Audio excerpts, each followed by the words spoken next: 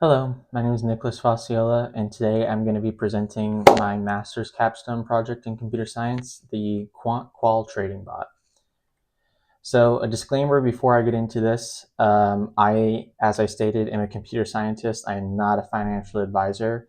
Nothing I say or show here is meant to be taken as financial advice at all, nor am I qualified to give anyone financial advice. And so if you choose to use the bot I'm about to show you for live trading, you choose to do so at your own risk. Now, so what is the Quant Qual Trading Bot? So the Quant Qual Trading Bot is a hybrid algorithmic trading bot that combines quantitative stock data analysis with qualitative sentiment analysis from financial news. I use machine learning models to generate buy, sell, hold decisions, and it is supported right now only with paper trading via the Alpaca API. However, in future updates, I do plan to implement live trading if possible. So what are some of the key features of the Quant Qual Trading Bot? So for quantitative analysis, the way it works is a combination of machine learning models trained on historical stock data with feature engineering, looking for technical stock indicators, trend detection, and volatility measurement. The qualitative analysis is sentiment analysis from financial news sources, and this sentiment is analyzed using pre-trained NLP pipeline models from Hugging Face. Another feature of this is that all of these models are self-contained into a GUI.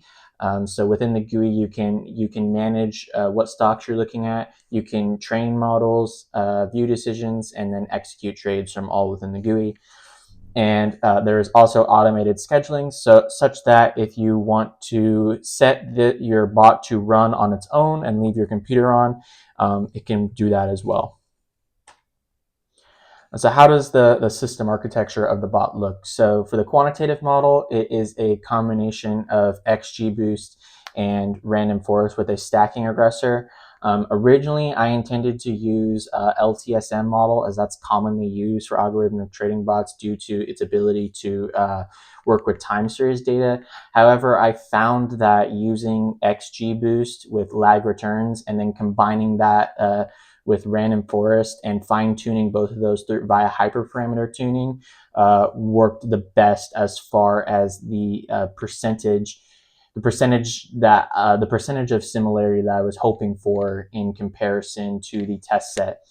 For the qualitative model, that is using transformer-based sentiment analysis. As I stated earlier, this is coming from NLP pipelines from Hugging Face that are pre-trained. And so the model manager essentially integrates the predictions from both of these models. So the quantitative model, each ticker, when I say ticker, I'm referring to like a 3-letter acronym for a given stock. So for example, or 3 or 4 letters, 2 letters, sometimes it changes. They're all the tickers within the S&P 500 by default, but you can change these in the app. So I'm talking like INTC for Intel or AAPL for Apple, things like that. So essentially, every single ticker has been trained historically on its stock data that I've gathered from Yahoo Finance, and then I've taken a section of this and used it as a validation set to make sure my models were performing accurately. So then these models are used just based off quantitative indicators. They're given another set of quantitative indicators in real time to predict the next day's predicted return on a stock just based off of its quantitative training. And as I said, this uses things from like feature engineering of technical indicators, lagged returns, etc. I'll get in more to that when we walk through the code.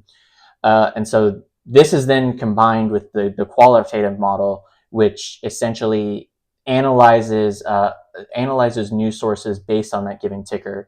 So this will be from sites like Yahoo Finance, Motley Fool, etc. The model will pull up a list of news articles from that ticker, and then it'll generate a series of positive or negative scores that then get averaged out. So then these averaged out scores combined with the predicted the next day daily return, the model manager takes a weighted sum essentially puts more weight towards the quantitative score, but also adds into some of what the analysts are thinking for the qualitative model. And then this weighted sum gets applied to a final score, which is then used for a buy, sell, hold decision. So essentially, a positive score would above 1 indicates that you would want to buy. Anything between 0 and 1, you'd want to hold, and anything less than 0, you would want to sell that stock if you had shares of it. And then, yes, the scheduler is essentially there to automate all of this process. You don't have to use it, but it is a feature that I added in. So what kind of technical setup would you need to run this app? Hardware-wise, I would recommend having an NVIDIA GPUs. That's what it's optimized for. However, the app right now does have support for Intel GPUs. I am in the process of trying to be able to get AMD GPUs to work to train the models. I just don't have the resources to train on an AMD GPU, so that's why I haven't done it. And you are going to need at least 16 gigabytes of RAM. As far on the software side, this application is Python based. Right now it's compatible with Linux and Windows. I've tested on Ubuntu. I haven't tested on any other distros. So I can't speak for all Linux distros. And I don't have the capability to develop for a Mac. So I'm sorry, Mac users, I don't have it working on that right now. APIs, it does require Alpaca Markets API. So to use this app, you will need to have an Alpaca account that's set up for paper trading. So how does the application work from start to finish? So the first thing that you're going to do is load your set of tickers. And this is containing the tickers.txt file. By default, it is all the tickers within the S&P 500 at the time that I made it. But you are able to manually edit this yourself. So then what you're going to want to do is train the models. So the quantitative model doesn't need to be trained very often, only after a certain amount of time if you want to train on new real data, but each one uses data from, I think, back to I'll have to look exactly in the code, but I think back to 2012 I started, and it looks at every single day of trading per stock since that time. So it's been trained on a lot of historical stock data. So that one you don't have to update all the time. Since the qualitative data, though, changes day by day, that is something that you would want to leverage, I'd say, the automatic scheduler, so that in the morning, before open, it'll pull all of the latest news on that stock, and then come up with a new set of scores for each ticker.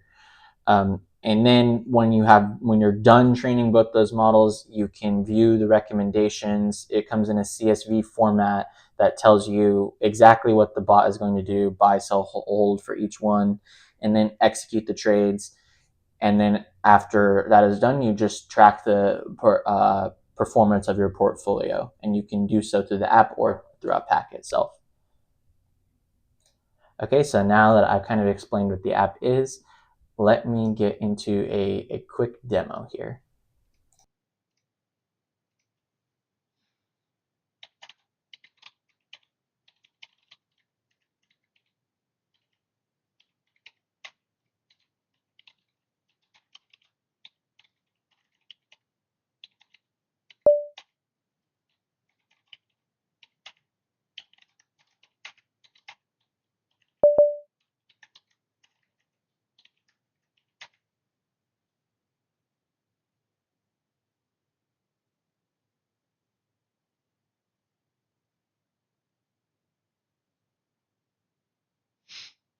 Okay, so here is the app. And as you can see, this is made in PyQt5. This is the Linux version, but there also is a version for Windows. So the app is separated into different tabs. Each tab has its own functionality. So this first tab that you'll be brought to is the Welcome tab. And essentially this just tells you to explore the different tabs to get started with the bot. It also gives you access to the wiki or the Alpaca page if you do not have an Alpaca account. So let me show you what is the wiki. essentially the wiki contains all the documentation that I have made throughout the process of creating this project. So if you want to see how any of the algorithms work, for example, uh, you can come over to the wiki, and there are diagrams for every single workflow sequence, or basically anything that the model that anything that the app has. This wiki explains it in detail. So if this is something that you're interested in about learning for the app itself, you can come to the wiki and read up on that. Yes, this just takes you to the Alpaca website to sign up if you have not created an account. So then this is the manual trading page. So here, this is where you would train the quantitative and qualitative models yourself if you wanted to do that outside of the predetermined schedule hours. So if I click train quantitative model, you can see that here it'll start pulling the data for every single stock that is in the tickers.txt file. And once it's done pulling the data, it will then run the XGBoost and Random Forest models over all that data, and then build a prediction engine, or a prediction engine essentially for each ticker. And then I'm going to stop this here so it doesn't just, because this will run for a very long time. Um, I will show you what it looks like though when that is complete. So when that is complete, and since I've already done this, you can see it will create essentially this model performance and show you how close the training set performed on the test set for each ticker. So let's take Apple for example, and you can see, so here the blue line is the actual return based on that day for a given for that stock, and then the orange line is what the model predicted based on its training data for that day.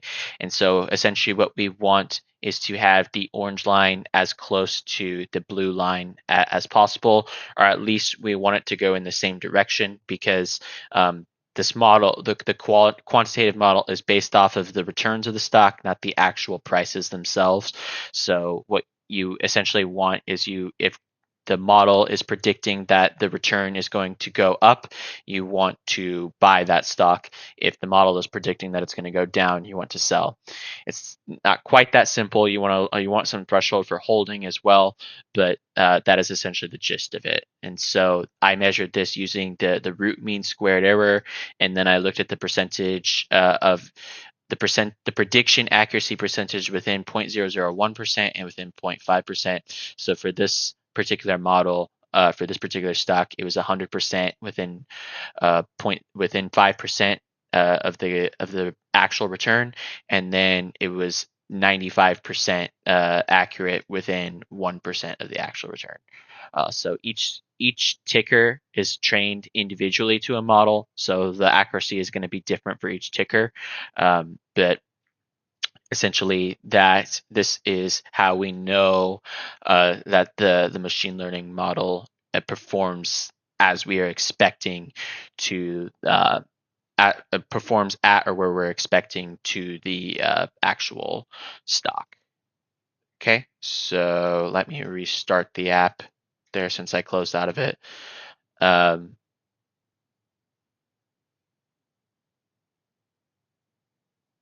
okay, so then the other one is the qualitative model.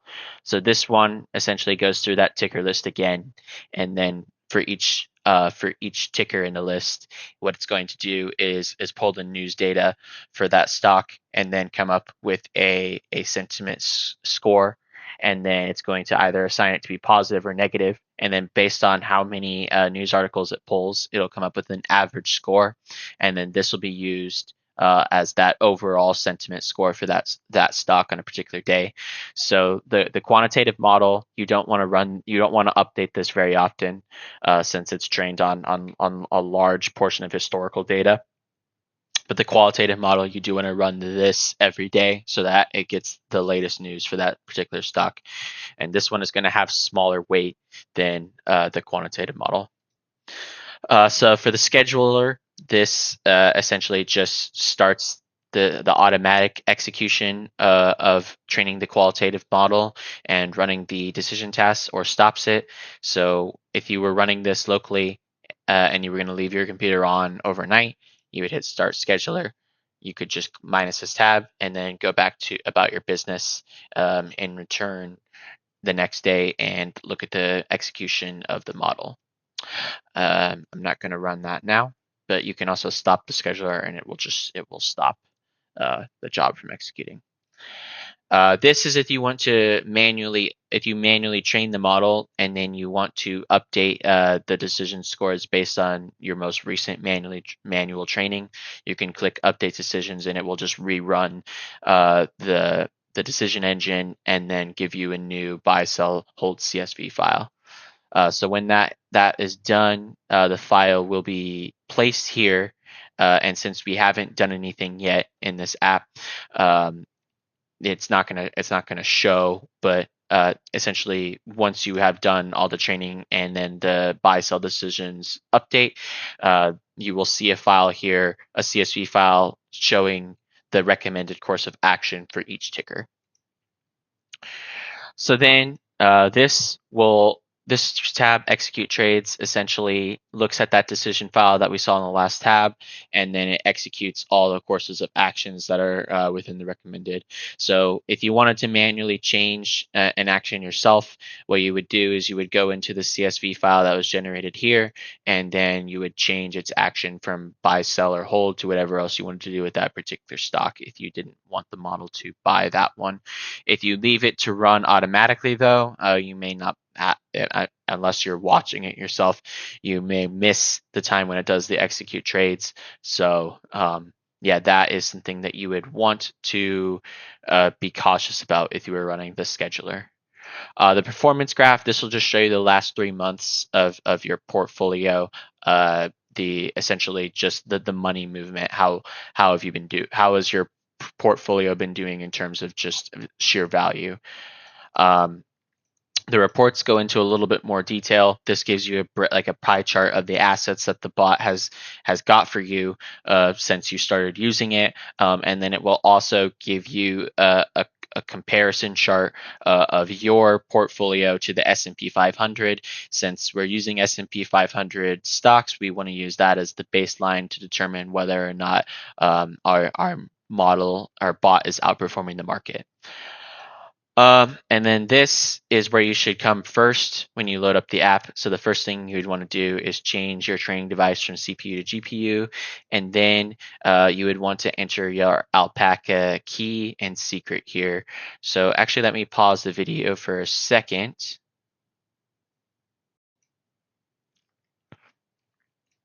Okay, I wanted to input the key and secret in here so you guys could see what happens when you do this. So since I've already used this app a little bit, now I'm going to go back to the performance graph and show you what it looks like when you actually have portfolio performance.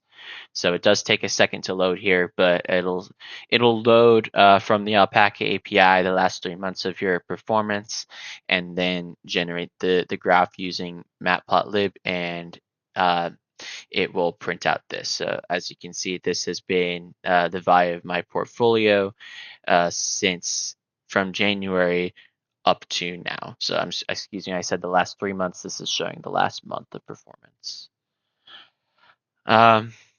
Yes, so this is essentially the basic gist of the application. So going back to the presentation, what are some limitations? So as I stated, the training speed is dependent on your hardware. You want a good GPU in order for the model to train effectively. API rate limits may affect performance, so yeah, you don't want to run the model too much, or you may get blocked by Alpaca. And then the sentiment accuracy depends on the news quality. So it's using sources from Yahoo Finance and Motley Fool. So right now, the actual sentiment accuracy of that stock is dependent on how well the news reporters there actually report the stock. And of course, as the stock market is unpredictable, um, it may not always, what they say about a stock may not always be true. So just keep that in mind. And now I'll walk through some of the source code of the app.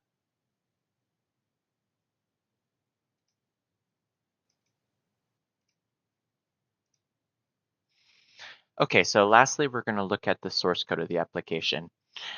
So the source code starts, or the starting point of the app, I should say, comes from this app.py file.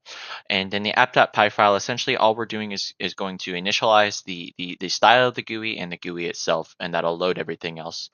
So it starts from this main call. If the name, if this boilerplate checks just if this is the main script being ran, and then it calls the main function. And then the main function will essentially first check to see if there's an environment variable of the app instance already running. If that's set to 1, it won't run the application a second time.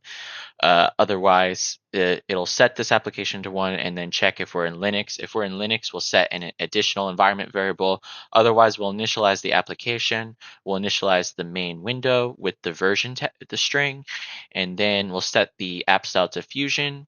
We'll look at our QSS file to load our GUI themes. So this QSS is essentially like CSS if you're familiar with web development. Essentially, just initializes the colors of the app, the colors of the application, and the stylistic choices of the buttons, things like that. Um, then it'll show this main window, and then it'll just wait for a signal to exit the application, and then once the application is exited, it will reset this OS environment variable.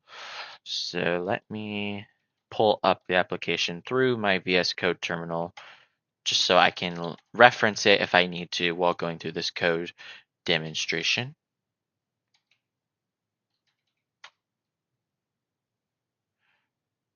Essentially though, so once this app gets started, it calls this qt.main window. And so looking at the qt.main window, first we have to import all the additional libraries we need.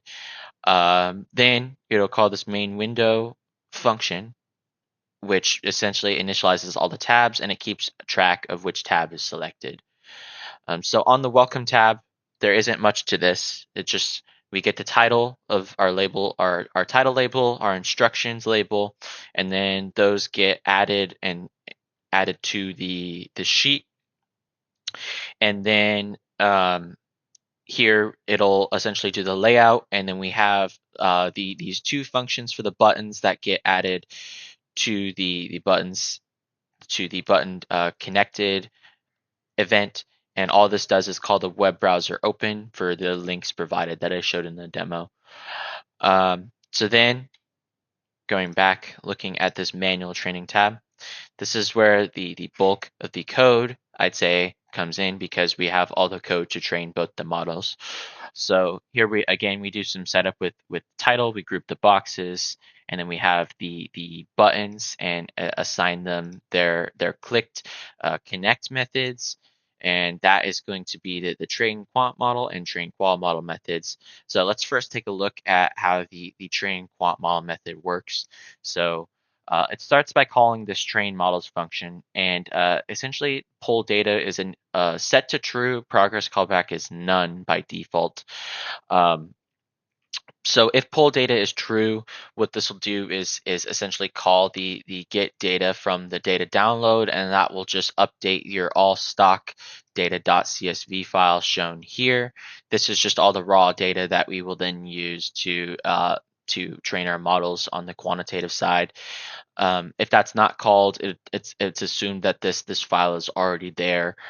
Um, then once we know that that's there, we first set another environment variable if we're on Linux, and then we call matplotlib.useagg to run matplotlib in the background when it makes those model performance charts that I showed in the demonstration earlier.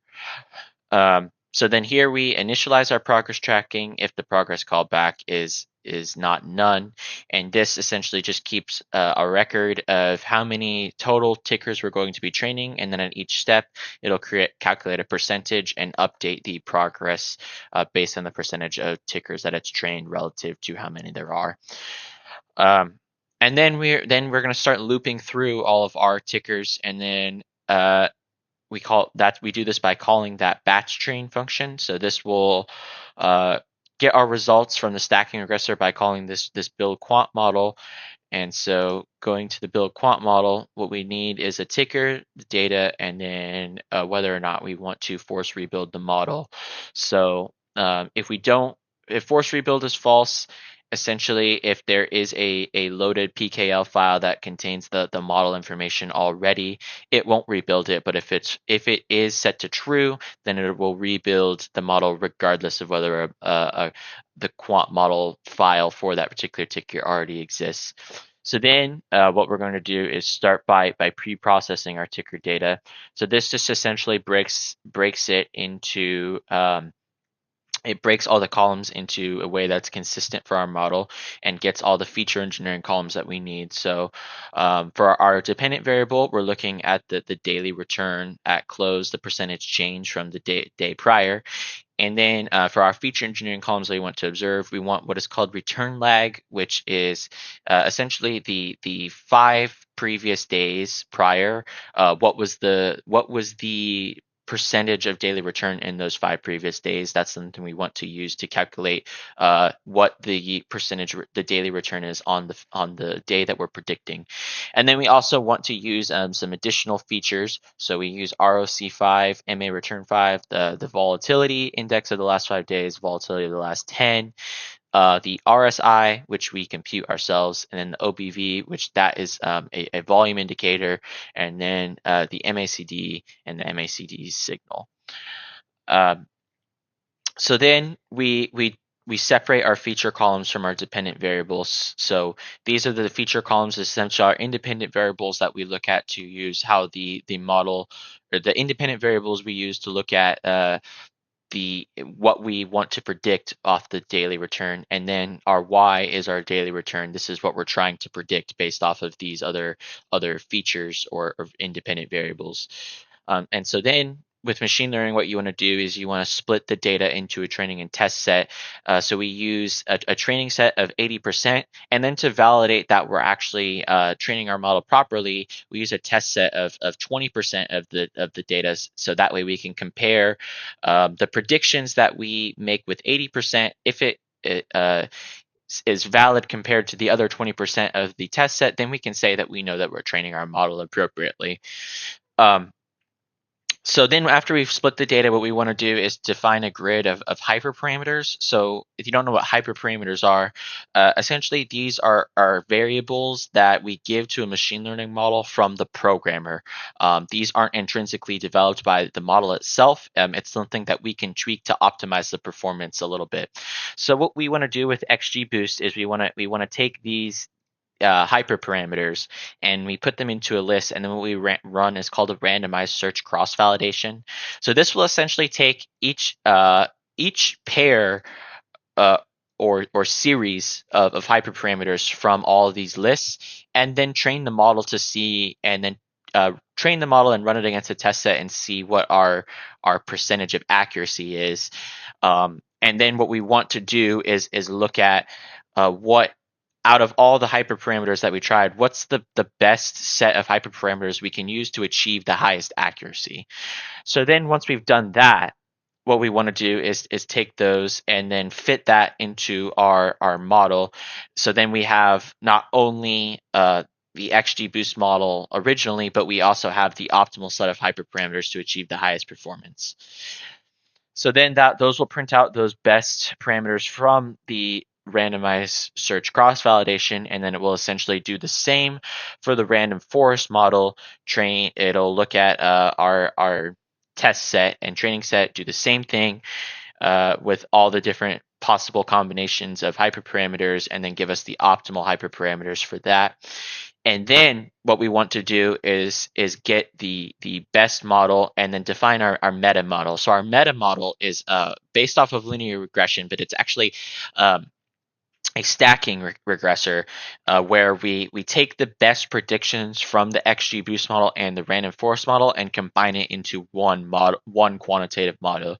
The reason I found that this worked better is because sometimes the random forest model would perform a little bit better than the XGBoost and vice versa for certain scenarios. So by combining the two, you get the optimal performance of both. And another huge thing that I found was with machine learning models, they really struggle with the extrapolation. So that is, if they come into data that is unseen from the training set, they're not as well equipped to handle that, especially with decision based models such as XGBoost and Random Forest. But by using the linear regression stacking regressor, it helped a little bit with that extrapolation. Uh, it helps with a little bit with the extrapolation from patterns that it hasn't necessarily run into before. So that was my reasoning for doing the stacking regressor in that way. So then after we fit the stacking regressor with the best possible hyperparameters from XGBoost and Random Forest, then we find our root mean squared error, and then we find our percentage of predictions within the 1% threshold and the 5% threshold, and then we save it to that plot and then write it to a markdown file, as I showed earlier in the demo with the Apple example. Um, so that is essentially the gist of the quantitative model. So now looking at the qualitative model, how is it running that?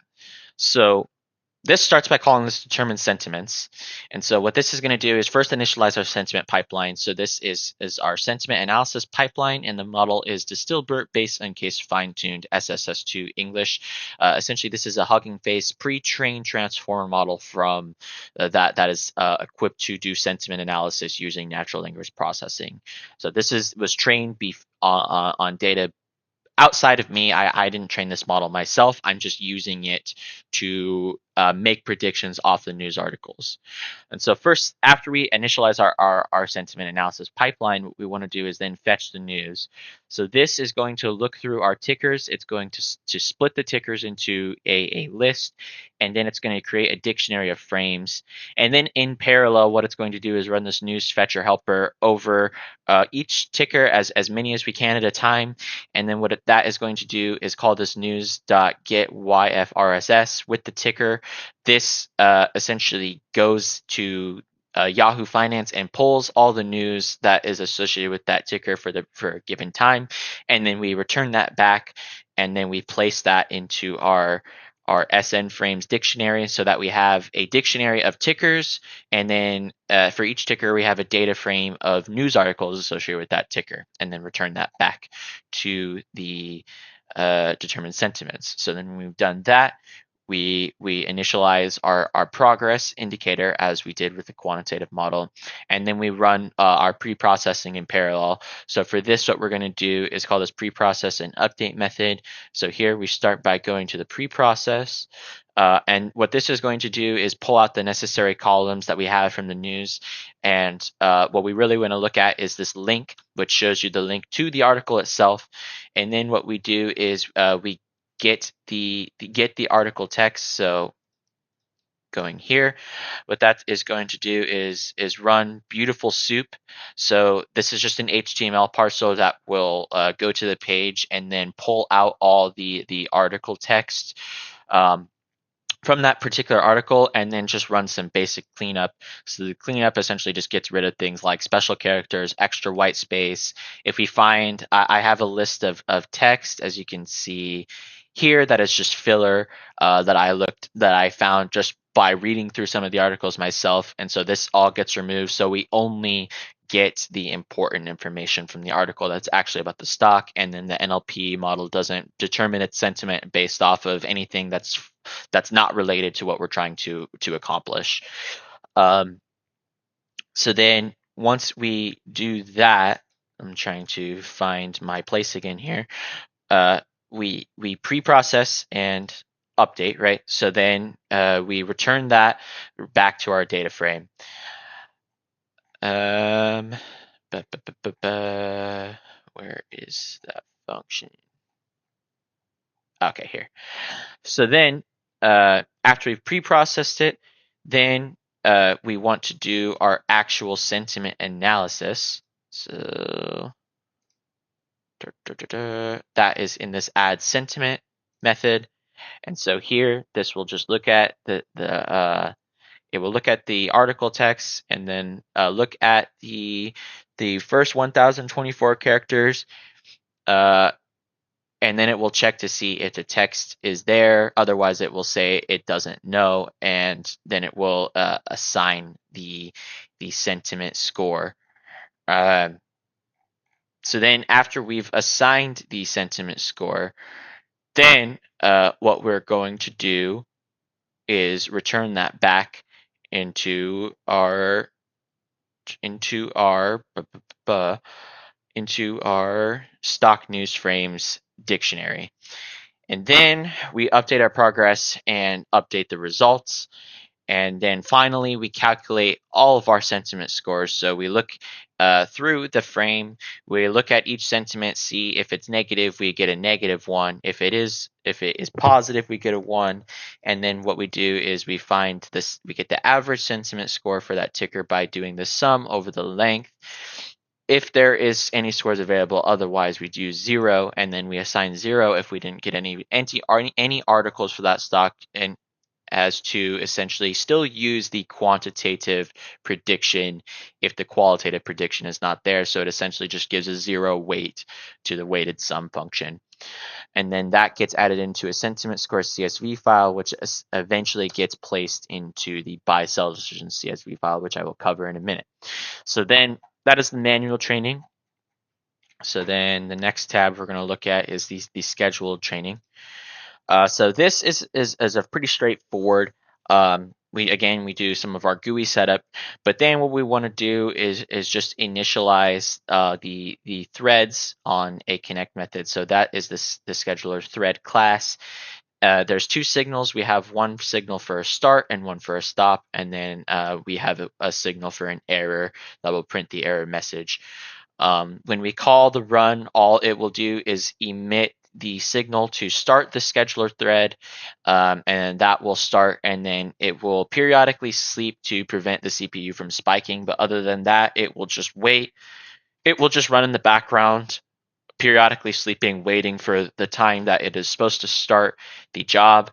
And that is essentially all it does. If we call the stop, it'll request to stop the thread, and then at the next available time that the thread is running, if it sees that stop request, the thread will get killed, and you no longer will run the automatic training. So that is essentially the whole gist of the scheduler. Really not too much there. The decision tab, essentially, that is just the tab to update the buy sell decisions. All this is doing is, again, we do some setup.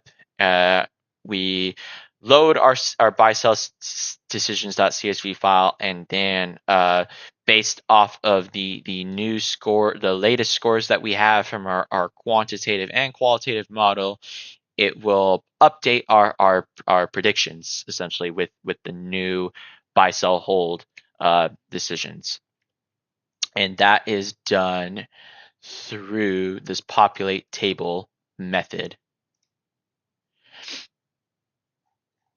Oh, sorry.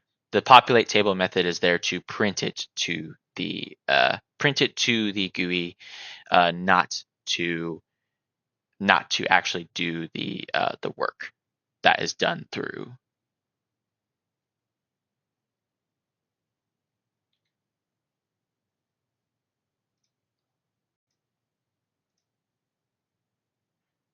So then next we have the decision tab, and so this code is essentially just there to populate the buy sell decision CSV with the latest data that we have from the buy sell decision CSV file, and it does that through this populate table function, or essentially just gets the rows and columns and then adds the data into their respective positions. I can actually show you here, now that we're looking in the app that I was using for testing, what the buy sell decisions is supposed to look like. So this is what it will look like when it actually is populated with data. You will get your ticker. It'll show you the predicted next day return, the average sentiment score, and then that is used to compute the weighted sum of these is used to compute the decision score. And then, as I said, anything between 0 and 1, it'll give a hold action. And then, like if you're here, for example, it has a positive next day return of 1%, even though it has a negative sentiment score. We have a decision score of 1.4, so the recommended action is going to be to buy.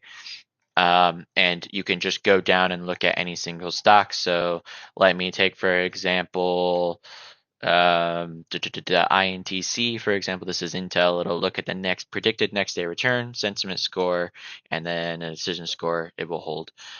It'll also give you the last modified to know when this was last ran. So this is old. This is from the December 1st of 2024. That's because this was used during testing. But ideally you would want this to be a mass modified every day. The reason I put this here is so that you know if the file that it's using is not up to its most recent predictions. So that is the decision tab. The buy sell tab is just this tab over here, which actually updates the buy sell decision CSV. So when you click, as you see, it has this update decisions button. So when you call this update decisions button, it will grab the sentiment file from the sentiment scores and load the models from the model directory with the PKL files, and then it will do this updating by, it'll set the text showing that it's updating buy sell decisions and initialize the model manager, and then it will call this model manager dot make decisions. So this is where how the buy sell decision hold is implemented. So it will start by writing out the headers for the decision file. So you can see ticker, next day return, sentiment score, decision score, action. That lines up with what we see here in the view decisions tab. Ticker, next day return, sentiment score, decision score, action. And then what it'll do is it'll start processing all the models. So this we'll call the predict ticker. So what that will do is it'll get the most recent data, which is just the data from the last 30 days, since we need a couple days of lagged returns. And then that it'll do another pre-processing of that recent data, and then based off of the model that we generated while training, it will use that, it'll load that, and then use that to make a prediction of the next day's stock. So then that is how we get this number right here, our next day return. So that gets added in under the next day return index, and then we just look at the sentiment score. We look at our sentiment score CSV file, and then find what that score is, and then just add that score in this column.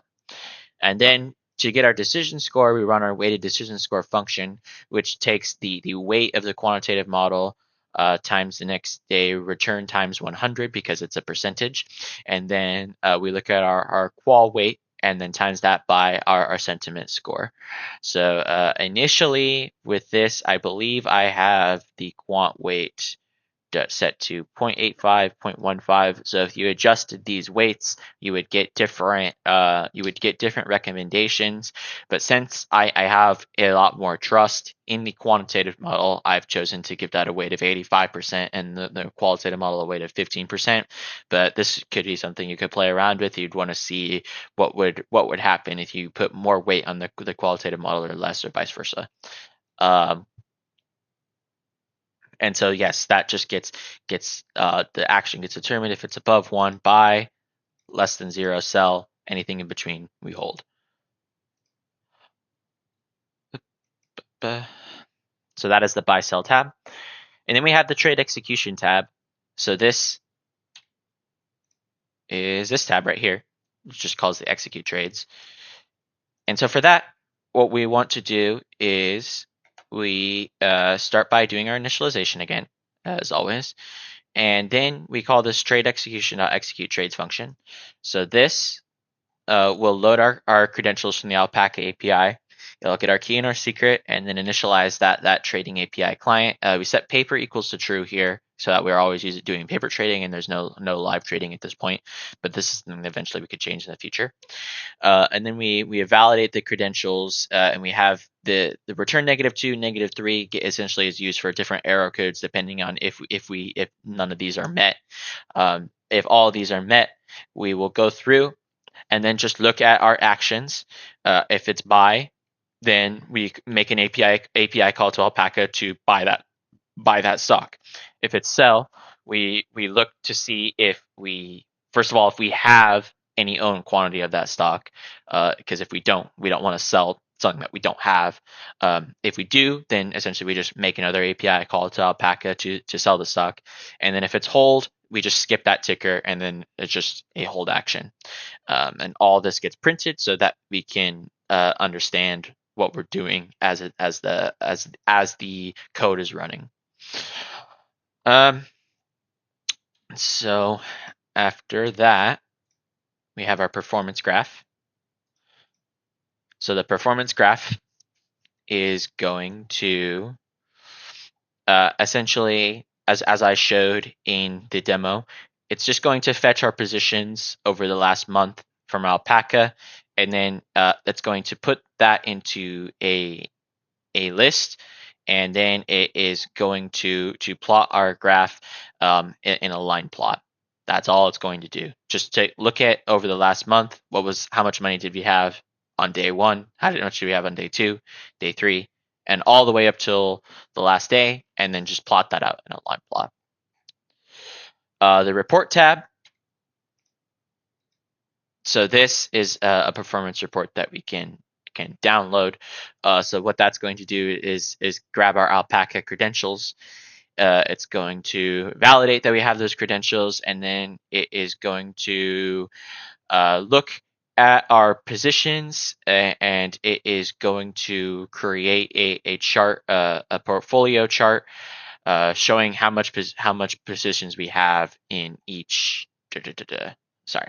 I'm going to go down here. This is where the pie chart is made. So it's going to look at our portfolio positions. It's going to compute a percentage of all of them, and then that's going to get put into a pie chart and give us our asset allocation. Then we're going to fetch the S&P 500 data. So by doing that, we just make a call to Yahoo Finance and look at the S&P 500 over the last month. And we look at the close prices of all of those. So that way we can create a multi-line line plot of our assets compared to the S&P 500, just to see our performance against theirs.